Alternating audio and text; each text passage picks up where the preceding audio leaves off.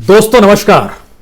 दोस्तों बदलता कुछ नहीं है, सिर्फ हर सत्ता परिभाषा बदल देती है और उस परिभाषा को डिकोड करने के लिए 5 बरस का वक्त हमेशा ही जनता का बीत जाता है। फिर नया 5 बरस शुरू होता है तो फिर एक नई परिभाषा उभरकर हमारे सामने आ जाती है। लेकिन आज 26 जून की तारीख है और याद कीजिए 45 बरस पहले सुबह 8 बजे इस देश की प्रधानमंत्री उस वक्त इंदिरा गांधी थी। उन्होंने राष्ट्र के नाम संदेश ऑल इंडिया रेडियो से जारी किया था। उसकी पहली लाइन यही थी, देश में इमरजेंसी लगा दी गई है, संविधान से मिलने वाले हक सस्पेंड कर दिए गए हैं, लेकिन घबराने की कोई बात नहीं है। और इसके बाद एक पूरा मजमून था। कमोवेश 45 बरस के बाद राष्ट्र के नाम जो संदेश आते हैं उसमें इस लाइन का जिक्र बार बार होता है, घबराने की कोई जरूरत नहीं है। हर मुद्दे को लेकर नई परिभाषाएं अपने तरीके से हर सत्ता गढ़ती है, लेकिन मौजूदा वक्त में जब हम 45 साल पहले का जिक्र करते हैं और मौजूदा वक्त को उसी अक्स में देखना चाहते हैं तो पुराने पन्ने और नए पन्नों को नत्थी करने की जरूरत पड़ती है। और इसके साथ ही मौजूदा वक्त के जो सवाल हैं उसमें हमें लगता है कि हमको तुरंत मनमोहन सिंह सरकार के दौर के 2 घोटालों का जिक्र आज करना ही चाहिए, 2G स्पेक्ट्रम घोटाला और कोयला घोटाला। और अगर हम इस बात का ऐलान शुरू में कर दें कि मौजूदा वक्त में भी कोल ब्लॉक्स को लेकर घपले घोटाले स्कैम थमे नहीं है। उस वक्त 2G स्पेक्ट्रम था, मौजूदा वक्त में टेलीकॉम कंपनियों से कहीं ना कहीं खेल खेलने का खेल है, तो वह भी कम हुआ नहीं है। यानी परिभाषाएं बदल दी गई है। उसको आप जिस परिभाषा में अपने सामने रखना चाहते हैं आज रख लीजिएगा, क्योंकि हम उन सारे पन्नों को आपके सामने रखना चाहते हैं। लेकिन शुरुआत में इस बात का जिक्र जरूरी है कि 1975 के अक्स में मौजूदा वक्त को हम लोग कैसे देखें। उसके भीतर नहीं घुसेंगे, कैसे इमरजेंसी लगी, कौन सी परिस्थिति थी उस वक्त, इलाहाबाद हाई कोर्ट का एक निर्णय था, वो कैसे आगे बढ़ा, फिर सुप्रीम कोर्ट ने उसे क्यों खारिज कर दिया, और वो कैसे कैसे परिस्थितियां थी उस पर न जाइए। उस वक्त की परिस्थिति बहुत साफ थी। जनता को जो संविधान से मिले हक थे उस संविधान को उस वक्त सस्पेंड कर दिया गया था। मौजूदा वक्त में संविधान को ही खत्म कर दिया गया है। उस वक्त सत्ता के लिए सिस्टम का उपयोग किया गया था, मौजूदा वक्त में सिस्टम को ही सत्ता के लिए बना दिया गया है, यानी सिस्टम सत्ता के लिए ही काम करेगा। उस वक्त लोकतंत्र के स्तंभ पर हमला किया जा रहा था, मौजूदा वक्त में लोकतंत्र के स्तंभ को सत्ता का स्तंभ बना दिया गया है। उस वक्त जो करप्शन थी, चापलूसी थी, सत्ता उसका खुले तौर पर प्रयोग कर रही थी। मौजूदा वक्त में सब कुछ ऑर्गेनाइज्ड हो गया है। जो सिस्टम का हिस्सा है उसमें करप्शन भी है, चापलूसी भी है। उस वक्त के दौर पे जाइएगा तो उस वक्त राष्ट्रवाद के संकेत जो निकलते थे वह कहीं ना कहीं राष्ट्रवाद राष्ट्रीयकरण से जुड़ा हुआ था, लेकिन मौजूदा वक्त का राष्ट्रवाद निजीकरण से जुड़ा हुआ है। उस वक्त राजस्व का चूना लगाया जाता था, राजस्व कम कर दिया जाता था। मौजूदा वक्त में राजस्व पॉलिटिकल पार्टी की फंडिंग में तब्दील हो जाती है। उस वक्त गरीबी हटाओ का नारा था, इस वक्त आत्मनिर्भर बनाने का नारा है। उस वक्त दुनिया के मानचित्र को बदल दिया गया था, बांग्लादेश उभर कर सामने आया था। इस वक्त अपनी सीमा की रूपरेखा अगर बदल रही है तो उस पर खामोशी बरत ली जाती है। उस वक्त और इस वक्त के अंतर के भीतर में अगर आप इकोनॉमिक दायरे में घुसना चाहेंगे तो भी आपके सामने है। 1975 में हमारी जीडीपी जो थी उस समय $98 मिलियन की थी, 98,473 मिलियन डॉलर। जीडीपी ग्रोथ जो था वो 9.1% था और पर कैपिटा इनकम $158 थी। लेकिन आज जब हम आपके सामने बातचीत करते हैं तो भारत की जीडीपी जो है वह लगभग $27 मिलियन की हो चली है। जाहिर है एक बड़ा उछाल है, यानी $1 बिलियन से आगे बढ़ते हुए हम लोग लगभग 2.5 और 2.25 बिलियन के बीच में आकर खड़े हैं। दुनिया के मानचित्र पर भारत का नंबर 7वां है। भारत के आगे यूएस है, China, Japan, Germany, UK, France और इंडिया है। $2.72 ट्रिलियन ये भारत की कुल जीडीपी की रूपरेखा है। इन बातों का जिक्र इसलिए कर रहे हैं क्योंकि मौजूदा वक्त में जब परिभाषा बदली गई तो 5 ट्रिलियन का जिक्र भी हुआ था, लेकिन अभी हम लोग 2.72 ट्रिलियन पे हैं और 7वें नंबर पर हैं। अभी हम तीसरे नंबर पर नहीं आए हैं, जिसका जिक्र बार बार किया जाता है कि हम अमेरिका चीन के बाद हो जाएंगे। अभी हम लोग 7वें नंबर पर हैं। लेकिन भारत जब इन पन्नों को खोलते हैं तो हमें लगता है कि आज इन पन्नों को भी खोला जाए, जिसका जिक्र इस बात को लेकर होता है कि भारत के इतिहास में सत्ता को लेकर करप्शन के मद्देनजर जब परिवर्तन हुआ तो उसमें एक सबसे बड़ी लकीर थी बफोर्स की। लेकिन बफोर्स में कौन दोषी था, नहीं दोषी था, सीबीआई जांच करती रह गई, बक्से भर फाइलें आती गई, दस्तावेज आते चला गया, इस देश की सत्ता बदल गई, वीपी सिंह प्रधानमंत्री बन गए, लेकिन स्थिति वही की वही रह गई, कुछ परिवर्तन हुआ नहीं। लेकिन आज तो हम पन्ना खोलना चाहते हैं कोयला घोटाले का, स्पेक्ट्रम घोटाले का, और इसके जरिए जरा समझने की आज कोशिश कीजिएगा कि दरअसल परिस्थिति बदलती कहां है, परिभाषाएं बदलती हैं। जिस वक्त कोल ब्लॉक्स बांटे जा रहे थे, जो एक लंबा पीरियड है, 2010 तक का पीरियड है, जो 1992 से शुरू होता है, लेकिन मनमोहन सिंह के काल में जब बांटे जा रहे थे तो उस पीरियड में कुछ चीजों पर लेके लगातार उंगली उठी थी, और सबसे बड़ी उंगली इस बात को लेकर उठी थी, ऐसे ऐसे लोगों को कोल ब्लॉक्स दे दिए गए हैं जो कोल ब्लॉक्स के क्यों लेंगे समझ में नहीं आ रहा है। यानी ऐसी कंपनियों को जिनका कोई वास्ता पावर सेक्टर से नहीं है, स्टील सेक्टर से नहीं है, सीमेंट सेक्टर से नहीं है, माइनिंग से नहीं है, उनको भी कोल ब्लॉक्स दे दिए गए। बड़ा हंगामा मचा, पार्लियामेंट में पेपर रखा गया, सीएजी ने बता दिया, इतना घपला घोटाला हो गया। कमोवेश इसी तरीके से 2G स्पेक्ट्रम का मसला भी सामने आ गया। लेकिन मौजूदा वक्त में क्या हो रहा है, और मौजूदा वक्त में चूंकि अब ऑक्शन शुरू हो रहा है, 5G का ऑक्शन शुरू होगा, इधर कोल ब्लॉक्स का ऑक्शन हो रहा है। सबसे महत्वपूर्ण बात यह है कि परिभाषा जब बदल गई तो 2G स्पेक्ट्रम के जो सारे लाइसेंस सुप्रीम कोर्ट ने रद्द कर दिए थे उसके बाद, तो उससे किसी को नुकसान नहीं हुआ, कोई जेल नहीं गया। सबसे बड़ी सजा उस इंडस्ट्री को हो गई जो 2G स्पेक्ट्रम से निकली हुई थी। टेलीकॉम इंडस्ट्री ध्वस्त हो गई, इंटरनेशनल प्लेयर्स भाग गए, एफडीआई जो आ रहा था वो खत्म हो गया, और इन सब के बाद परिभाषाएं बदलनी शुरू हुई, और सत्ता ने जो अपने अनुकूल है उसको लाभ पहुंचाने के लिए सारी पॉलिसी निर्धारित करने लगी। यानी कांग्रेस के दौर में और मौजूदा वक्त में एक बड़ा अंतर है। कांग्रेस के दौर में हाथ खुले थे, मौजूदा वक्त में हाथ बंधे हुए हैं। कांग्रेस के दौर में सबको रेवड़ियां बांटी जा रही थी, आप शुरू तो कीजिए, कंपटीशन होगा, देखेंगे, फिर आगे पैसा लेंगे, तरीका यही था करप्शन का। मौजूदा वक्त में पहले से निर्धारित है कि हम किसे देंगे, कितना देंगे, किस रूप में देंगे, उसके हिसाब से पॉलिसी बनाएंगे, पॉलिसी बनाने के बाद उससे कितनी रकम आएगी, ये एक पूरा प्रोसेस। इसमें राजस्व, रेवेन्यू का कोई मतलब नहीं है, सीधे सीधे सरकार के पास ये चीजें पहुंचती हैं।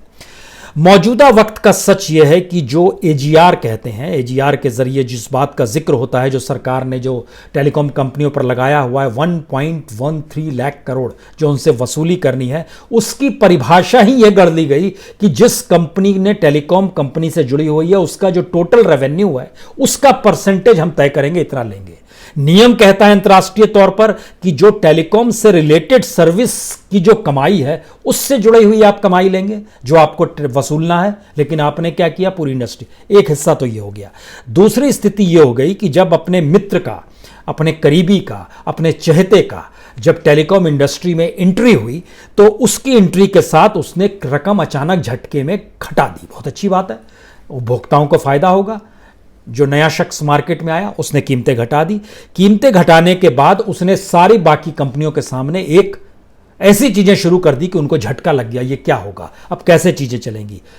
आप कहेंगे ये भी ठीक है, चलिए ये भी ठीक है। उसके बाद क्या हुआ, सेकंड स्टेज में किसी के पास लाइसेंस उत्तर प्रदेश का रहता है, किसी के पास लाइसेंस तमिलनाडु का है। आप उत्तर प्रदेश से टेलीफोन लगाते हैं तमिलनाडु में, तो तमिलनाडु में जिसके पास लाइसेंस होता है वो आप दोनों के बीच में इंटरकनेक्ट होता है। आप कितना पैसा उसको देंगे, वो कितना पैसा इसका देगा। तो जो पुराने प्लेयर्स थे इस मार्केट में, उनके अलग अलग जगहों पर लाइसेंस थे। 28 राज्य हैं तो किसी के मान लीजिए 6 राज्य में है, किसी के 10 राज्य में है, किसी के 3 राज्य में है। लेकिन जो नया प्लेयर आएगा उसके पास तो कहीं का भी लाइसेंस नहीं होगा। लेकिन झटके में उसमें भी सहूलियत ये हो गई कि अभी तक 14 पैसे दिए जाते थे प्रति मिनट। जब हम यहां से तमिलनाडु फोन लगा रहे हैं, राजस्थान लगा रहे हैं, या दिल्ली से हम बिहार लगा रहे हैं, 14 पैसे प्रति यूनिट वहां के लाइसेंस वाले का जो हम पैसा यूज करते थे उसको हम पेमेंट करते थे। लेकिन नई कंपनी आई है, उसका कहीं लाइसेंस नहीं है, तो उसके लिए अनुकूल बनाने के लिए उस 14 पैसे को घटाकर कर दिया गया 6 पैसा। उसके लिए अनुकूल हो गई, बाकियों के लिए नुकसान हो गया, उसको 6 ही पैसे देने हैं। दूसरी स्थिति यह आई कि इंटरनेशनली भी जो पुराने प्लेयर्स थे वो अपना एक चीजें चला रहे थे, रिकमेंडेशन हो रहा था कि आप किस रूप में काम करते हैं, किस रूप में वहां की जो टेलीकॉम इंडस्ट्री है उससे आपका जुड़ाव है। तो उसमें भारत दुनिया के उन देशों में शुमार होता है कि जो दुनिया के देशों से भारत में फोन लगाए उसको भारत में सबसे कम देना है, और भारत से जो विदेश में पैसा लगाएगा विदेशी कंपनियों को ज्यादा पैसा देना है। इसको और आसानी समझिए तो जब तक ये नई कंपनी नहीं आई थी, जो दोस्त यार मित्र करीबी जो भी कह लीजिए, 53 पैसा प्रति मिनट दिया जाता था, विदेशी कंपनियों को देना पड़ता था, और विदेशी कंपनियों को देना पड़ता था 1 से 3 रुपया, और विदेशी कंपनियां देती थी 53 पैसा, 53 पैसा। यहां का जोर था, आप इसको बढ़ा दीजिएगा तो अच्छा रहेगा, क्योंकि विदेशी कंपनियां जब भारत इधर से फोन करेंगी, वहां बैठे हुए लोग जब भारत फोन करेंगे तो हमें कुछ लाभ होगा। खेल हो गया उल्टा। अब जो नया प्लेयर आया उसकी अनुकूल स्थिति बनाने के लिए उस 53 पैसे को भी 30 पैसे कर दिया गया, और उधर से पैसा बढ़ते रहा। विदेश से पैसा जब आप भारत में लगाएंगे तो आपको 30 पैसे देने होंगे, यहां से जब आप विदेश में लगाएंगे तो आपको विदेशी कंपनियों को ज्यादा देने होंगे। तो नए प्लेयर के लिए एक जमीन तैयार की जा रही है। जमीन तैयार करते करते हम ऐसी स्थिति में आ गए कि सरकारी कंपनी जो बीएसएनएल थी, एमटीएनएल थी, उसका भी पूरा इंफ्रास्ट्रक्चर हमने चरमरा दिया, उस स्थिति नाजुक कर दी। जो 70,000 करोड़ का राहत पैकेज है, अब आप कल्पना कीजिए उस बीएसएनएल में 90,000 कर्मचारियों ने वीआरएस ले लिया, उनको अभी तक पेमेंट हुआ नहीं है। इस दर्द को अलग तरीके से समझिएगा। लेकिन सवाल है कि टेलीकॉम सेक्टर के भीतर एक वक्त अगर लूट का सिरा यह था कि सबको बांटा जा रहा था, तो इस वक्त का सिरा यह है कि सबको समेट के एक को ही दे दिया जाए। ये एक कौन है? मेरे देश की सत्ता मौन है। जी नहीं, कविता का जिक्र नहीं है। मसला यह है कि क्या ऐसी परिस्थितियों के भीतर में जो मौजूदा वक्त का सच है उसमें कॉम्पिटेटिव मार्केट को खत्म किया गया। बीएसएनएल एमटीएनएल की मौत हो गई। 10 कंपनियां बोरिया, 13 कंपनियां बोरियां बिस्तरा समेट के जो विदेशी थे चले गए। एफडीआई वापस चला गया। वोडाफोन आइडिया की मौत भी अब होगी। देश के भीतर में इंतजार इस बात का हो रहा है। जो दोस्त यार की कंपनी थी वो डेवलप, उसको विस्तार दिया जाने लगा। उस विस्तार के मातहत जो बाहर की कंपनियां थी उन्होंने अब उसके साथ फेसबुक और जुकरबर्ग मान लीजिए, उन्होंने एक समझौता किया। उन्होंने लगभग 43,000 करोड़ रुपए दिए। इसके बाद जो सिल्वर लेक कंपनी है, जो कि अमेरिकी कंपनी है, बड़ी जेंट कंपनी है, प्राइवेट कंपनी, लगभग 5,655 करोड़ रुपए का उसके साथ भी डील हो गया। सब ने अपने अपने तरीके से डील किए। लेकिन भारत के भीतर में जो स्थिति धीरे धीरे ये आ गई कि राजस्व को चूना लगाना तो दूर की बात है, राजस्व का पैसा डाइवर्ट हो गया पॉलिटिकल फंडिंग में। क्योंकि अब आपको यह महसूस करना होगा कि भारत के भीतर में जो पॉलिटिकल फंडिंग होती है और जो सत्ता के पास फंडिंग होती है और जो पीएम केयर्स तक में पैसा गया, उनको देने वाले कॉरपोरेट और कंपनियों की जरूरतों को अगर आप देखिएगा तो उसमें टेलीकॉम से जुड़ी हुई ये दोस्त यार मित्र की कंपनी भी नजर आएगी, जो बड़ी तादाद में सबसे ज्यादा पैसा देती है और अलग अलग तरीके से पैसा देती है। परिभाषा बदल गई है। अब इस परिभाषा के समानांतर सबसे ज्यादा महत्वपूर्ण यह है कि जो कंपनी की पॉलिसी बनाई गई उसमें ऐसा किया गया कि जो स्पेक्ट्रम को बेचा जाता था, एक तो वह लगभग 3 से 8%, वो तो एक अलग है, उसके जरिए जो कमाई होती थी, उसमें यह कर दिया गया कि लोएस्ट टैरिफ तो है ही, 30 पैसा ही हम विदेशी कंपनियों से लेंगे जो विदेश से फोन आ रहे हैं, और उसमें यह किया गया कि हम आपको स्पेक्ट्रम देंगे भी और उसके बाद उसका किराया भी वसूलेंगे। यह भी एक नई परिभाषा थी। यानी आपने हमसे मकान खरीद लिया, खरीदने के बाद हम आपसे किराया भी वसूलेंगे। यह भी एक स्थिति आ गई। यानी पहले यह था कि A B C D E F सब के लिए था, अब जो है सिर्फ ए के लिए है, और इसके हिसाब से चीजें चल रही है। इसका बिल्कुल दूसरा रूप कोयला में नजर आता है, जो ऑक्शन किए जा रहे हैं।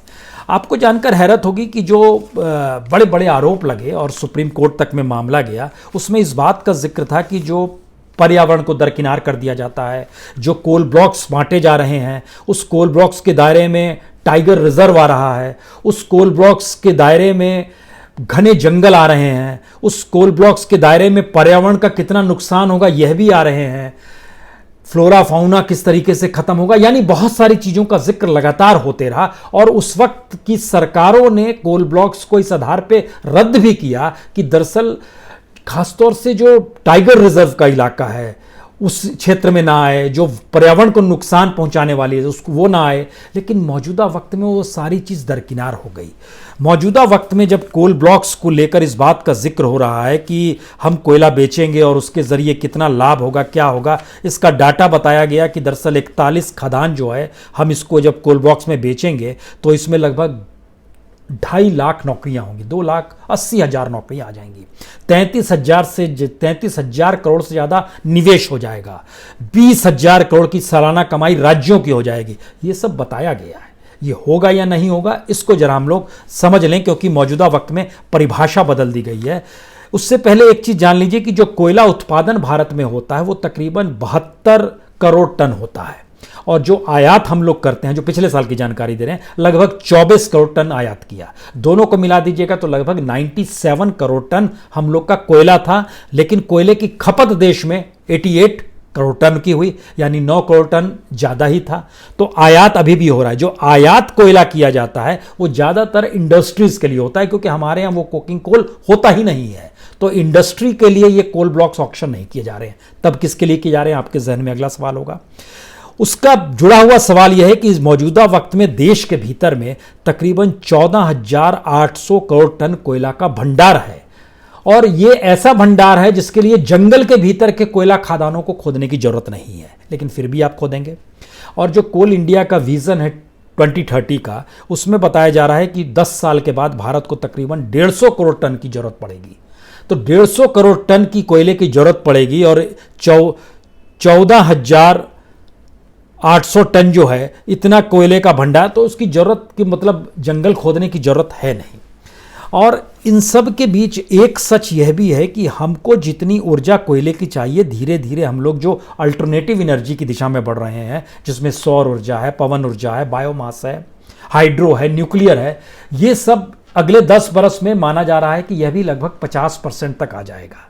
मौजूदा वक्त में ये काफ़ी कम है, लगभग मेरे ख्याल से 16% है, ये 16 या 22% है, ये बढ़कर 50% तक पहुंच जाएगा। तो जाहिर है कोयले की ज़रूरत और कम पड़ेगी। लेकिन बात इसके आगे से शुरू होती है। एक वक्त इस देश के भीतर में इन्वायरमेंट क्लियरेंस के जिक्र होता था, फॉरेस्ट क्लियरेंस का जिक्र होता था, वाइल्ड लाइफ क्लियरेंस का जिक्र होता था, जिसके लिए अलग अलग कंपनियां बनी हुई हैं। EPA है, इन्वायरमेंटल प्रोटेक्शन एजेंसी, FCA है, फॉरेस्ट कंजर्वेशन एक्ट, NBWL है, यानी national board for wild life है। लेकिन जो जानकारी निकल कर आई, जैसे आप देखिए महाराष्ट्र में है, विदर्भ के इलाके में बांदेर कोलफील्ड, इसमें टाइगर प्रोजेक्ट ताड़ोबा का है, वो महज 8 किलोमीटर की दूरी पर है।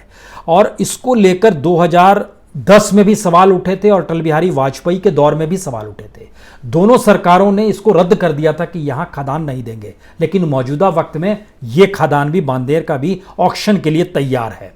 और ये एक ऐसी जगह है जहां टाइगर और एलिफेंट्स की इनकी आवाजाही कॉरिडोर बना हुआ है, जो ताड़ोबा, बोर, मेलघाट, ये जो पूरा इलाका है, और यहाँ की जो ट्राइबल प्रजाति है उसकी जिंदगी पर भी असर पड़ेगा। लेकिन इससे हर कोई बेफिक्र है। और ये जो अलॉटमेंट है 2009 में भी किया गया था, उस वक्त मामला ये और आगे चला गया था। उस समय अलॉटमेंट BCCPL को किया गया था, Bander coal company private limited Mumbai की थी। इसका जॉइंट वेंचर कई कंपनियों के साथ था। इसमें Amer iron and steel Yavatmal था, इसमें सेंचुरी टेक्सटाइल थे, इसमें JK सीमेंट वाले थे, कानपुर वाले। लेकिन इसको रद्द कर दिया गया। उसकी वजह पर्यावरण ही बताई गई। यानी उस समय तक एजेंसीज काम कर रही थी, अब एजेंसीज काम नहीं करती है। दूसरी बात है कि क्या वाकई कोल फील्ड जिन इलाकों में दिया जा रहा है उसके जरिए कहीं जंगल की संपत्ति को मुनाफे से तो नहीं जोड़ा जा रहा है, एक। दूसरा, जिन जगहों पर कोल ब्लॉक्स ऑक्शन की बात हो रही है, और कोल ब्लॉक्स जिनको ऑक्शन किया जाएगा, वो जो कंपनियां लेंगी, वहां का जो इंफ्रास्ट्रक्चर है वो 2 स्तर का है। एक ऑक्शन में वो स्थिति आ रही है जहां पर बना बनाया चीज मिल जाएगी, जहां पर से कोयला निकाला जा रहा है। हालांकि कोल इंडिया कह रहा है नहीं नहीं, हमारी कोई खादान नहीं दी जाएगी।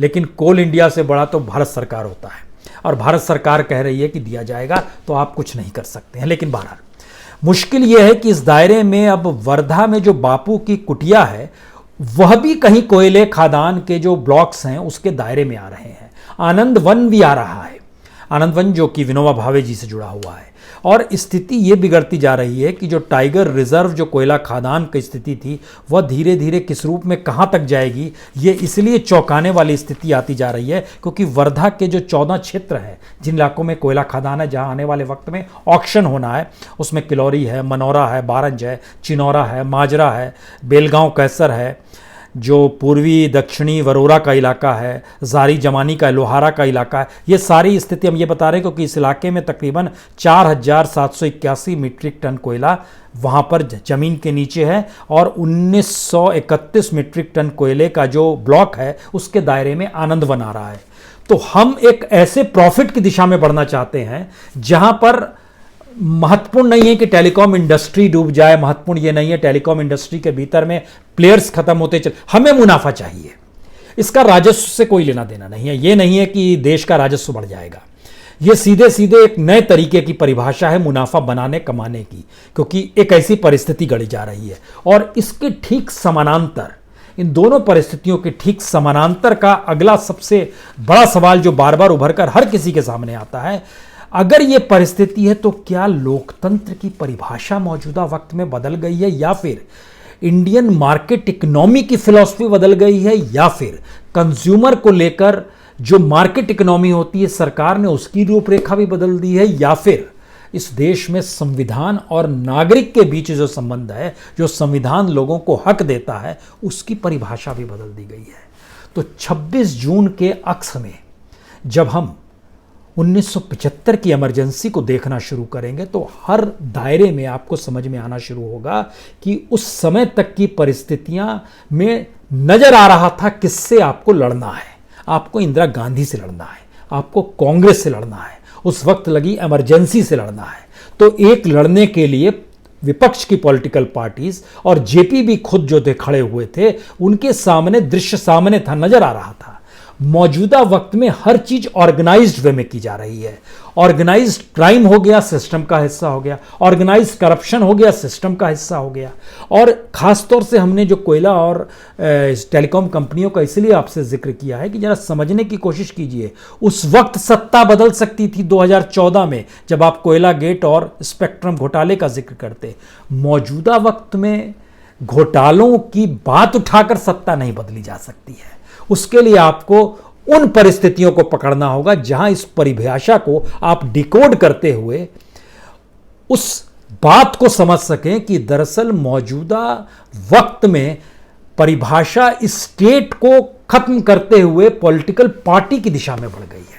और उस पॉलिटिकल पार्टी से जुड़े हुए हर अंश, चाहे वो छोटे से छोटे इलाके का कार्यकर्ता हो या फिर इस देश के भीतर कोई भी काम करने वाला एमएसएमई का बंदा हो, स्टार्टअप का बंदा हो, इंडस्ट्री चलाने वाला व्यक्ति हो, मीडिया से जुड़ा व्यक्ति हो, जब सारे चीजों की पाइपलाइन जो है वो उस पॉलिटिकल सत्ता के पास ही जाकर गिरेगी, तो फिर उसमें से निकलने वाली पूंजी और वहां तक पहुंचने के रास्ते एक ही होंगे और वो सिस्टम गायब हो जाएगा जिस सिस्टम का जिक्र 1975 में हम कर सकते थे, जिस सिस्टम का जिक्र हम लोग 91 में इकोनॉमिक रिफॉर्म जब इस देश में शुरू हुआ था तब कर सकते थे। इस सिस्टम का जिक्र हम 1995 में भी कर सकते थे या 92 में कर सकते थे, जब मनमोहन सिंह फाइनेंस मिनिस्टर के तौर पर कोल इंडिया को पहली बार लेटर लिखे थे कि अब हम पैसा नहीं देंगे, आप खुद चलाइए। तो वहां पर ठेके पर मजदूर रखे जाने लगे, खनन बढ़ गया, नजर आ रहा था, सब कुछ नजर आ रहा था। लेकिन मौजूदा वक्त में अगर एक ऐसी परिस्थिति बन गई है जिसमें नजर आपको नहीं आएगा, तो आप अपनी आवाज कैसे उठाएंगे? और अगर नजर आ जाएगा और जब आप आवाज उठाना शुरू करेंगे तो वहां पर आपको सुप्रीम कोर्ट गायब मिलेगा, जो कि कॉन्स्टिट्यूशन की व्याख्या करने के लिए मौजूद है। यह कल्पना के परे है कि दुनिया के बाजार में जिस वक्त सबसे सस्ता पेट्रोल होता है, उसी वक्त भारत में सबसे महंगा पेट्रोल डीजल हो जाता है। और यह आवाज कहां से उठेगी? पॉलिटिकल पार्टीज से नहीं उठेगी। तो जनता तो परेशान है, जनता के जीने से मुद्दा जुड़ा है, तो सुप्रीम कोर्ट इस मुद्दे को सो मोटो तौर पर क्यों नहीं नोटिस देगा? और आखिरी बात, हमारे पास इतना इंफ्रास्ट्रक्चर भी नहीं बना पाए हैं कि इस देश के भीतर में एजुकेशन भी डेवलप कर सके। दिल्ली की स्थिति यह हो गई है कि स्कूलों को क्वारंटाइन सेंटर में बदल दिया गया और क्वारंटाइन सेंटर बनाते हुए इस बात का ऐलान आज हो गया कि परीक्षाएं नहीं ली जाएंगी। हम किस भविष्य और किस भारत को गढ़ रहे हैं, इससे ही समझ जाइए कि छात्रों के लिए एजुकेशन कि अलग जगह भी हम नहीं बना पा रहे हैं, यह भी इंफ्रास्ट्रक्चर इस देश में नहीं है।